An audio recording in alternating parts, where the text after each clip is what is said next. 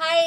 അപ്പോഴേ ഇന്ന് എന്നാ പരിപാടി എന്ന് ചോദിച്ചിട്ടുണ്ടെങ്കിൽ നെല്ലിക്ക വരട്ടി. അപ്പം നിങ്ങളെ കാണിക്കണം. ഈ വരട്ടും പെരട്ടും ഒക്കെ ആയത് കാരണം ഉണ്ടല്ലോ, പക്ഷേ വീഡിയോ ഒന്നും എടുക്കാൻ സമയം കിട്ടുന്നില്ല കേട്ടോ.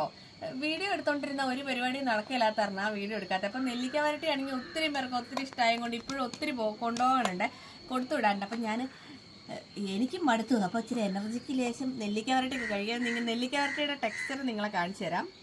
ഇത് കണ്ടോ, ഇങ്ങനെ ഇരിക്കും കേട്ടോ നെല്ലിക്ക വരട്ടി. നല്ല ടേസ്റ്റ് കേട്ടോ കഴിക്കാൻ. സാധാരണ നമുക്ക് നെല്ലിക്കയൊക്കെ കഴിക്കാൻ പിള്ളേർക്ക് ഭയങ്കര മടിയല്ലേ.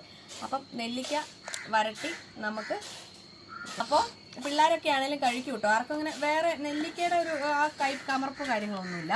അപ്പം നമുക്കൊക്കെ ഇഷ്ടമാവും. പിന്നെന്താ, പിന്നെ നെല്ലിക്ക വരട്ടിക്കകത്ത് എന്തൊക്കെ ചേർത്തിട്ടുണ്ടെന്ന് ഒത്തിരി പേര് ചോദിക്കാറുണ്ട്. നെല്ലിക്കയും എള്ളും നെയ്യും ചേർക്കരുത്. ഇത്ര സാധനമാണ് നെല്ലിക്ക വരട്ടി ചേർത്തേക്കുന്നത്. നല്ല സുഖമാട്ടോ കഴിക്കാൻ, നല്ലതും കൂടെ ആയതുകൊണ്ട്. മഴ വരുന്നുണ്ട്. അപ്പോൾ